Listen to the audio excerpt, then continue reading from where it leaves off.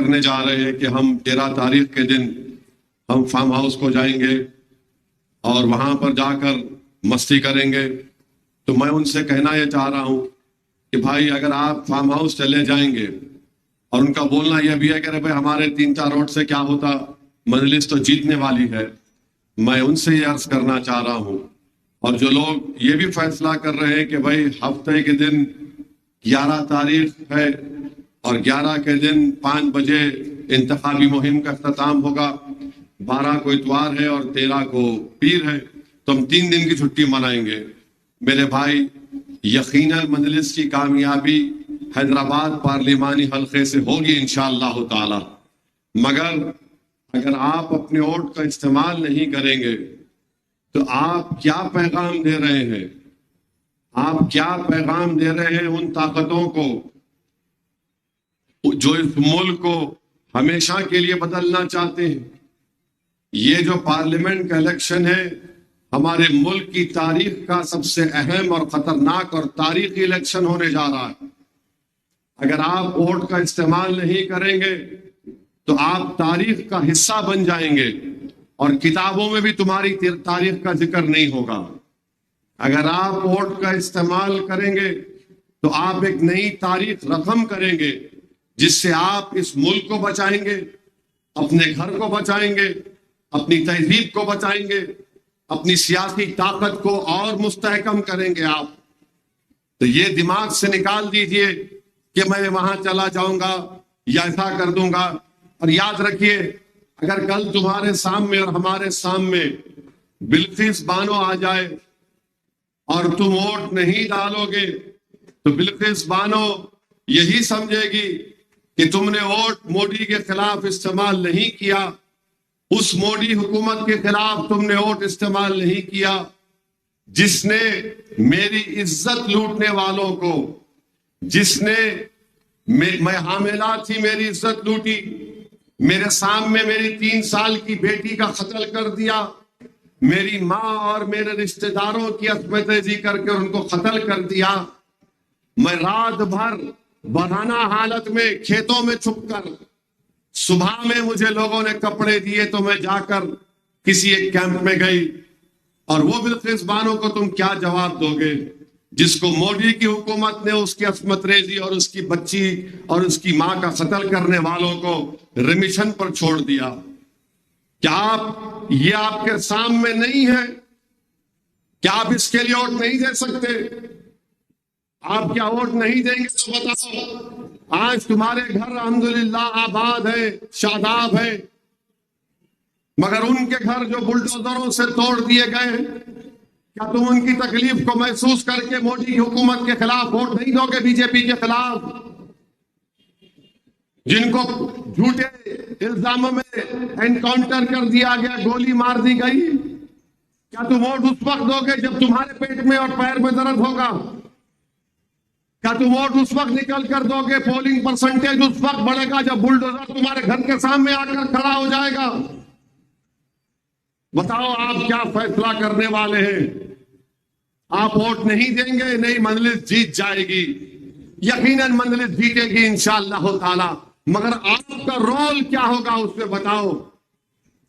आपका रोल यह होना चाहिए कि जो जमात, जो बीजेपी आज इस मुल्क में CAA का कानून लेकर आई, इस पार्लियामेंट में 540 के करीब अराकीन पार्लियामान है, उस पूरी भरी पार्लियामेंट में अगर किसी ने उस कानून को गलत कानून करार दिया, उस कानून को हमारे आईन के खिलाफ करार दिया और यह कहा कि महात्मा गांधी ने भी उस वक्त के सफेद फार्म साउथ अफ्रीका में कानून के बिल को फाड़ा था, मजलिस ने उस बिल को फाड़ दिया। और हमारे बिल के फाड़ने के बाद पूरे मुल्क में जिद्दोजहद शुरू हो गई, एहतजाज शुरू हो गया। आज असदुद्दीन ओवैसी से दुश्मनी क्यों है? क्योंकि असदुद्दीन ओवैसी बीजेपी के हर कानून की मुखालिफत करता है। क्या तुम अभी भी वोट का इस्तेमाल नहीं करोगे? जब बीजेपी अगर 1991 का प्लेसेस ऑफ वर्शिप एक्ट में तरमीम कर देगी, वो कानून यह है कि 15 अगस्त 47 को जिस किसी की इबादत गाह थी, उस इबादत गाह को चेंज नहीं किया जाएगा, उसके कैरेक्टर को, उसके नेचर को चेंज नहीं किया जाएगा। कल अगर ये कानून चला जाएगा तो फिर क्या करोगे तुम बोलेगे अरे यार मुझे वोट डालना था। आप देख लिए कि क्या हो रहा है। फिर बीजेपी, अगर तुम वोट नहीं डालोगे तो बीजेपी कह रही है कि हम सेंट्रल वक्फ एक्ट को खत्म कर देंगे। सेंट्रल वक्फ एक्ट के तहत मसाजिद है, मदरसे हैं। अगर इस पर भी आप बेदार नहीं होंगे तो कब बेदार होंगे बताओ आप। बीजेपी कह रही है कि एक साथ सिविल कोड लेकर आएंगे और आप बोलेंगे नहीं 40% वोट काफी है या खुदबुरे के लिए। एक साथ सिविल कोड का बिल बीजेपी ने उत्तराखंड रियासत में लेकर आए और वहां पर उत्तराखंड में बीजेपी ने कह दिया कि मुसलमानों की शादी स्पेशल मैरिज एक्ट के तहत होगी, निकाह से शादी नहीं होगी। शादी साहब खुदवा नहीं देंगे, दुल्हन को महर नहीं मिलेगा, स्पेशल मैरिज एक्ट से दोगे। अब भी वोट नहीं डालोगे आप, बोलेंगे मैं फार्म हाउस चला जाऊंगा। अरे क्या है, छोड़ो यार, लोग सब एक ही ऐसे है। अरे कौन लड़ रहा आपके लिए पार्लियामेंट में बताओ। दूसरे भी तो है ना, मगर उनकी गाड़ी पर गोलियां नहीं चलाई जाती, हमारी गाड़ी पर गोलियां चलाई जाती हैं। दूसरे भी हैं मगर रोज किसी को जान से मारने की धमकी नहीं दी जाती। मेरे अजीज दोस्तों और बुजुर्गों, सुना नहीं आपने कि मुल्क के वजीर आजम ने क्या कह दिया। उन्होंने कह दिया कि भारत की मुस्लिम अक़लियत घुसपैठी है, घुसपैठी है। हमारी बेटियां, हमारी माएं ज्यादा बच्चों को पैदा करती, झूठा इल्जाम लगा दिया और कह दिया कि हमारे हिंदू बहनों के गले से मंगलसूत्र निकालकर मुसलमानों को दे दिया जाएगा। अब भी बेजार नहीं होंगे आप। नहीं 4 वोट नहीं पड़े तो क्या होता, मेरी जमात तो जीतेगी, मैं दुआ कर दूंगा रात में उसके लिए। तुम उस पर भी नहीं उठोगे कि मोदी कह रहा है जिहादी। किसको कह रहा है मोदी जिहादी? मोदी जिहादी किसको कह रहा है बताओ? इशारा असदुद्दीन ओवैसी की तरफ है। मगर आप बेदार नहीं होंगे क्या? आप बेदार कब होंगे फिर? क्या जब शौर्य क़यामत होगा, जब सूर फेंका जाएगा, जब बेदार होंगे आप?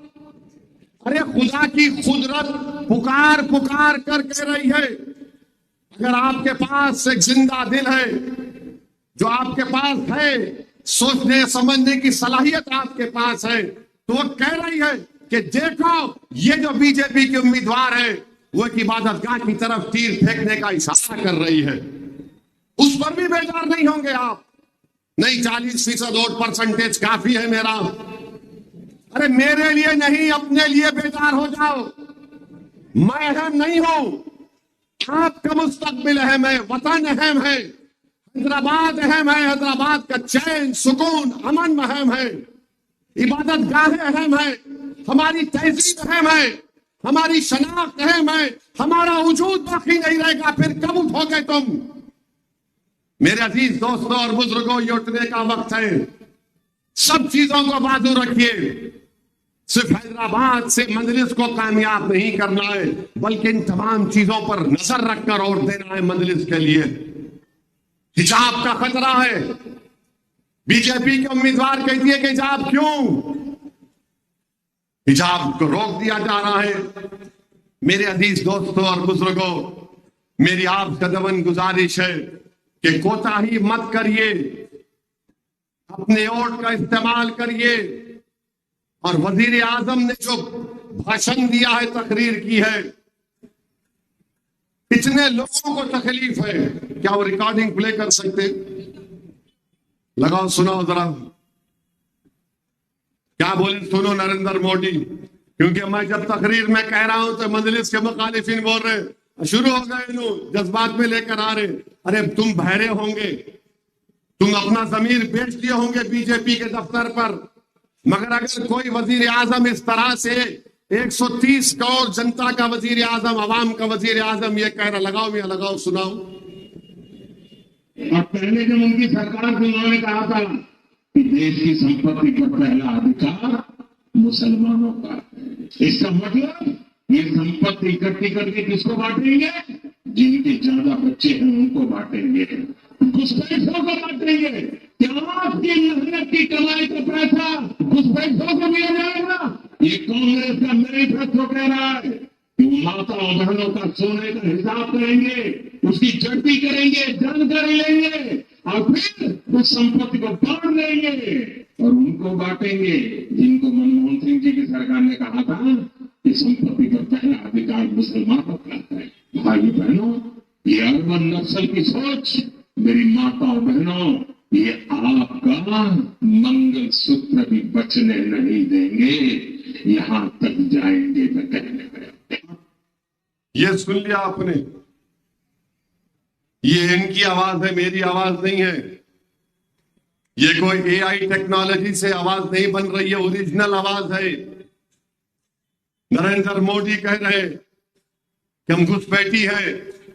कल अगर CAA NPR NRC होगा तो घुसपैठी के नाम पर लिस्ट लगा दी जाएगी।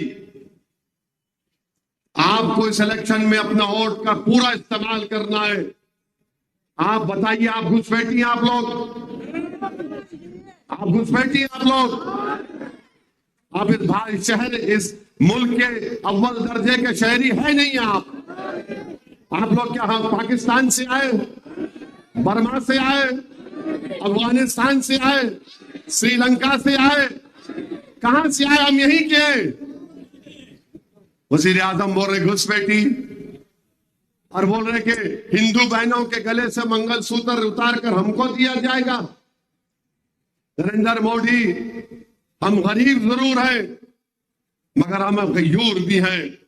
हम किसी से गले का छीन कर अपने घर में अपना चिराग नहीं जलाते, बल्कि हम अपना घर जलाकर किसी का घर रोशन करने वालों का नाम हैदराबाद के गयूर पार्लिमानी हल्का में रहने वालों का नाम है। हाँ, बोल रहे एक वजीर आजम की जबान है, ये एक वजीर आजम की जबान है। 17 करोड़ मुस्लिम अकलियत को कह रहा है घुसपैठी, कह रहा है कि बच्चे बहुत पैदा करते। नरेंद्र मोदी, आपके 6 भाई हैं, आपके पप्पा ने 6 पैदा किए, अमित शाह के पप्पा ने 6 बेटियां पैदा की, गोलवालकर के पप्पा ने 11 पैदा किए और असदुद्दीन ओवैसी ने 6 पैदा किए। अल्लाह के फजल करम से अल्हम्दुलिल्लाह। मगर ये बोलना कि मुस्लिम औरतें ज्यादा बच्चे पैदा कर रहे, TFR रेट मुस्लिम औरतों का गिरा है, मगर डर पैदा करने के लिए हिंदू भाइयों बहनों में कि इनका पॉपुलेशन आगे बढ़ जाएगा। अरे बेदार हो मेरे भाई, वोट डालो, पोलिंग परसेंटेज बढ़ाओ, अपना जवाब दो, सीखो उन गुजरात के उन राजपूतों से कि मोदी का कैबिनेट का एक मंत्री है, उसका नाम रूपाला है।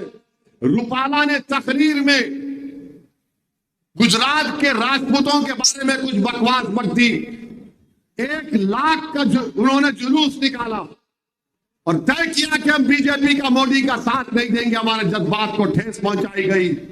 वो देखकर उत्तर प्रदेश का राजपूत, राजस्थान का राजपूत बोल रहा है कि हमारे जज्बात को ठेस पहुंचाई। और हम क्या कर रहे हैं?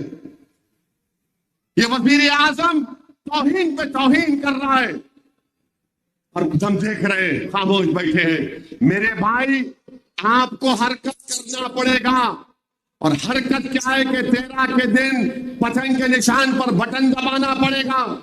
कोई हमारी गीरत को ललकार रहा है, हमें हमियत है, इज्जत नफ्स हमारी भी है। अगर ठाकुरों की, राजपूतों को तकलीफ हुई तो हमको भी तकलीफ होना चाहिए। अगर वो मुत्तहदा तौर पर बीजेपी के खिलाफ जा रहे तो क्या आप नहीं जाएंगे? हमने इस मुल्क के लिए क्या क्या नहीं किया, इस मुल्क के लिए हमने कुर्बानियां दी, कल भी दी, आज भी दी और कल भी देते रहेंगे। मगर अगर इस मुल्क का वजीर आजम हमको इस तरह की जबान इस्तेमाल करेगा तो मेरे भाई, ये आपकी और हमारी इज्जत नफ्स को ललकार रहा है। वजीर आजम हमारी हमियत को ललकार रहा है और अगर कोई ललकारता है तो फिर आपको 13 तारीख के दिन मुत्तहिदा अपने के कोर्ट का इस्तेमाल करना पड़ेगा।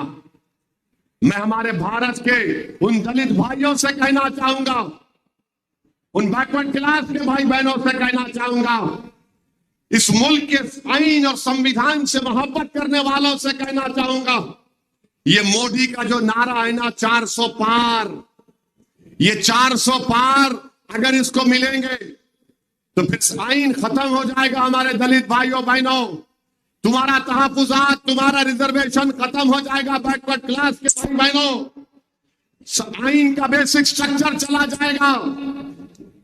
ये 400 पार का मतलब आईन को बदल देना, बेसिक स्ट्रक्चर को बदल देना। 400 पार का मतलब यह सेंट्रल वक्फ कानून को खत्म कर देना। 400 पार का मतलब है यकसा सिविल कोड को नाफिज करना, जिससे हमारी तहजीब तमद्दुन को खत्म करने की कोशिशें की जाएंगी। 400 पार का मतलब यह है कि वो कानून जिसके तहत हर एक की इबादतगाह का तहफ्फुज होगा, जो 15 अगस्त 47 को थी। सोचो फिर आप क्या करेंगे। आज आपके पास एक मौका है कि 13 तारीख का दिन अपने वोट का इस्तेमाल करें और मजलिस इत्तेहादुल मुस्लिमीन के उम्मीदवार को कामयाब करें। बल्कि जहां कहीं भी अब पोलिंग होगी, आप मुत्तहिदा वोट का इस्तेमाल करो, इस मुल्क को बचा लो। जो हमारी इज्जत को ललकारता है, जो हमारी मां और बहनों की तौहीन करता है, अरे तुम वजीर आजम बनने के लायक नहीं हो नरेंद्र मोदी, और इंशाअल्लाह ताला अल्लाह ने चाहा तो तुम दोबारा इस मुल्क के वजीर आजम नहीं बनोगे। इंशाअल्लाह ताला नहीं बनोगे इंशाअल्लाह ताला। जहां कहीं भी मोदी जा रहे, जहां कहीं भी जा रहे, यही जबान इस्तेमाल कर रहे। Model code of conduct, Modi ने कहा कि no model code of conduct for me it is Modi code of conduct. बस मैं इसके तहत सबको बोलता रहूंगा, जो मन में आया बोलूंगा। रिजर्वेशन खत्म कर देंगे। पूछो जाकर उन गरीब की बच्ची जो मेडिसिन कर रही है, रिजर्वेशन किसको मिला। पूछो जाकर उस ऑटो वाले के बच्चे को जिसको गवर्नमेंट के इंजीनियरिंग कॉलेज में पढ़ रहा है। पूछो जाकर उस गरीब के घराने में जिनकी बच्चियों को नर्स बन रहे, टीचर बन रहे। बीजेपी नहीं चाहती रिजर्वेशन आपको हमारे को मिले, और मोदी बोलते हैं कि जब तक मोदी है रिजर्वेशन नहीं दिया जाएगा। अरे मोदी, ये मुल्क सबका है, तुम नहीं रहोगे, मैं नहीं रहूंगा। इंशाअल्लाह ताला आंध्र प्रदेश, तेलंगाना में मुस्लिम अकालियत को रिजर्वेशन मिलेगा और जारी रहेगा इंशाअल्लाह ताला। बोल रहे कि नहीं मैं निकाल दूंगा। अरे कौन निकालेगा मोदी? इंशाअल्लाह ताला इस देश की गरीब जनता तुमको उखाड़ कर फेंक देगी, इख्तियार तुमको नहीं मिलेगा इंशाअल्लाह ताला। मेरे अजीज दोस्तों और बुजुर्गों, ये बोलते ना कि हिंदू बहनों के गले से सोना की मंगलसूत्र निकाला जा रहा है। मैं हमारे हिंदू बहनों को हाथ जोड़कर अपील कर रहा हूं, मेरी माँ, मेरी बहनों, रिजर्व बैंक ऑफ इंडिया का डेटा बोलता है कि मोदी के इस 5 साल में 2019 से 24 में 1 लाख करोड़ का सोना गरीब आवाम, औरतें बैंक में रखा है, गिरवी रखा है। 1 लाख करोड़ का। और सोना जब रखाती है कोई औरत, उसके सीने पर पत्थर होता है, क्योंकि वो सोना उसकी बेटी की शादी के लिए रखती है। वो सोना उसकी मां की, उसकी दादी की निशानी होती है। और रखाती इसलिए है क्योंकि बेटी की शादी है, अखराजात है, ये जहेज की लानत है, या कोई बीमार हो गया, या कोई एक्सीडेंट हो गया, या किसी बच्चे की फीस को देना है। 5 साल में 1 लाख करोड़ का सोना गरीब आवाम ने बैंकों में रखा कर, गिरवी रखकर लोन दिया। मोदी उसकी फिक्र नहीं करेंगे, उसकी फिक्र नहीं करेंगे। गुरूर और तकब्बुर में डूबे हुआ वजीर आजम है ये, जिसको गरीब के तकलीफ का अंदाजा नहीं है। ये 5 साल का रिजर्व बैंक ऑफ इंडिया का डेटा है। मेरे अजीज दोस्तों और बुजुर्गों, फिर ये लोग बोलते, बीजेपी के लोग, कि मजलिस शहर के लिए, हैदराबाद के लिए कुछ नहीं करी। सुनो बीजेपी वालों, हमारे निशान का नाम लेकर काट देंगे। याद रखो, पतंग जब हम पिलाते हैं तो हम या तो ढील से दूसरे की पतंग काटते या खींच कर। असदुद्दीन ओवैसी के पास तीसरा तरीका है, मैं अत्ते मार के तुम्हारी पतंग भी रख लूंगा मेरे पास। याद रखो, तुम ढील खींच का मामला नहीं होगा अत्ते मारने से हम लोग। हाँ, तुम डोरी काटने में माहिर और कुछ भी नहीं हो, तुम और तुम्हारे चमचे। आप देखिए कि नहीं भी हम क्या कर रहे हैं हैदराबाद के लिए। अरे किसका दवाखाना कोविड में ब्लैकलिस्ट हुआ था मोदी जी? 8 दिन तक दवाखाना ब्लैकलिस्ट किसका हुआ था? कोविड में लोगों को उनका खून चूस कर बिल लिया जा रहा था। अब पूछते हैं क्या किया? हैदराबाद पार्लिमानी हलके में मजलिस इत्तेहाद उल मुस्लिमीन की नुमाइंदगी पर 24 टेमरिस के स्कूल, जिसमें जूनियर कॉलेज भी है, मजलिस की नुमाइंदगी पर आज काम कर रहे हैदराबाद पार्लिमानी हलके में, जिसमें 10,260 तुलबा और तालिबात पढ़ रहे। ये 24 में 12 बच्चों के स्कूल है। करीब 4,837 बच्चे हैं उन स्कूलों में, और हमारी बेटियां 5,429 है। तुम बीजेपी वाले क्या करे बताओ? कौन सा काम किए तुम बताओ? तुम तो बेरोजगारी नौजवानों का मुकद्दर बना दिए। कीमती आसमानों को छू रही है। 400 पार बोल रहे, पेट्रोल 100 पार हो गया, डॉलर 85 रुपये हो गया, मगर इनको फिक्र ही नहीं है। मेट्रो की लाइन का काम जो बचा हुआ था, हमने चीफ मिनिस्टर को बुलाकर संगे बुनियाद उसका रखाया। उसमें 2000 करोड़ का तो खाली जायदादों को हासिल करने के लिए 2000 करोड़ रुपए लगेंगे। अकबरुद्दीन ओवैसी ने चीफ मिनिस्टर से कहा कि एयरपोर्ट की लाइन आ रही नागौल से, हैदराबाद के पार्लियामेंट के हल्के में 3 स्टेशन होने चाहिए।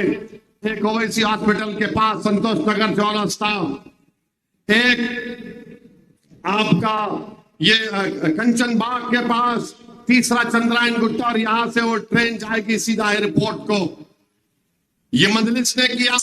याकूतपुरा असेंबली हल्के में मैंने चीफ मिनिस्टर से बात करके 3 रोड वाइडनिंग के कामों को मंजूर करवाया। एक शेख फैज कमान की,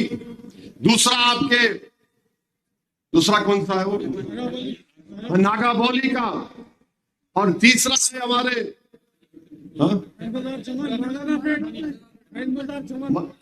बड़े बाजार से मदरसे रहमानिया तक 300 करोड़ 210 करोड़ रुपए दिए गए, और उसमें 500-600 करोड़ लगेंगे। ये रोड वाइडनिंग का काम मजलिस करा रही है, और होना भी चाहिए। और मैं आपसे वादा कर रहा हूं, जो प्रजा पालना हुआ, उस प्रजा पालना में मजलिस के लोग बैठकर पूरे फॉर्म भरे, दूसरे कोई नहीं दिखे, बालखान कोई नहीं दिखे, मजलिस के लोग थे। इंशाअल्लाह ताला इलेक्शन के बाद वो 200 यूनिट की इलेक्ट्रिसिटी, 500 का सिलेंडर, व्हाइट रेशन कार्ड, घर, पेंशन पूरे मंजूर करवाएंगे मजलिस। मेरे अजीज दोस्तों और बुजुर्गों, अमित शाह आए थे, मोदी आए थे, वो क्या बोले, गले से मंगलसूत्र निकालेंगे। तो एक हमारे हैदराबाद के मजाया शायर थे, उनका नाम मोइन बंबू था, है अभी माशाल्लाह। तो मोइन बंबू किस पे बोले वो तय करना, मेरे से नहीं पूछना। इतना हैबत से देख रहा हमें तू, मोइन बंबू बोला मैं। तो मोइन बंबू ये बोले, काम होने के क्यों करने को जा रहे, काम नहीं होने के क्यों करने को जा रहे चिचा। भीगी बारूद को तुम आग लगा दे रहे चिचा। मोटे शीशे की छड़ी, आंख पे ऐनक, फिर भी नजरे शीला की जवानी पे लगा रहे चिचा। मैं नहीं बोला, मैंने बोला, मोइन बंबू बोले।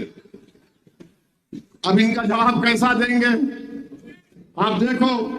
और फिर उसके बाद यहां पर अपने हैदराबाद के एक शायर है, हरी सिंह नाम है उनका, हरी सिंह नाम सुने, रजाक भाई नाम सुने हरी सिंह का? आप कैसे दिखते हो भी? तो हरी सिंह बोले, सुनो अब आप साथ देना, अम्मा बाबा को भूल गया हो रे, सास ससुरे में घुल गया हो रे, सारी जनता को हौला बना रहा, हिंदू मुसलमान को लड़ा रहा। अब ये जोर से सुनो, शादी करके जो रूह को भगाता, एनआरसी बोल के हमको डराता, बार बार बाहर का दौरा करता, जनता के पैसे बर्बाद करता, कातिल और जानियों को छोड़ता, बेगुनाहों को कैद करता, मंगलसूत्रों की झूठी अफवाह उड़ाता, गरीब लोगों का मजाक उड़ाता। गौर से बोलो जी, लोगों को तकलीफ देके खुश होता, चौकीदार बन के उछल रहा, अपनी औकात भूल गया। हो रे, अब 13 के दिन मैं नहीं बोलना, हो रे कहा रे, जरा 13 के दिन पूरे भूतों में जाना, अपनी बेगम को, अपनी अम्मा को, बहन को, सबको साथ लेके जाएंगे नहीं लेके जाएंगे? जरा हाथ उठा के बोलो, लेके जाएंगे नहीं जाएंगे? आसमानों पर क्या नजर आएगा 13 के दिन? हम लोग क्या करेंगे? और पतंग से अत्ते मारेंगे, डाल के ले अपने पास, खींच के उसको मिला के रख लेंगे अपने पास। दूसरे की पतंग को ज्यादा नहीं सोचने का, मगर पोलिंग बूथ को जाइए,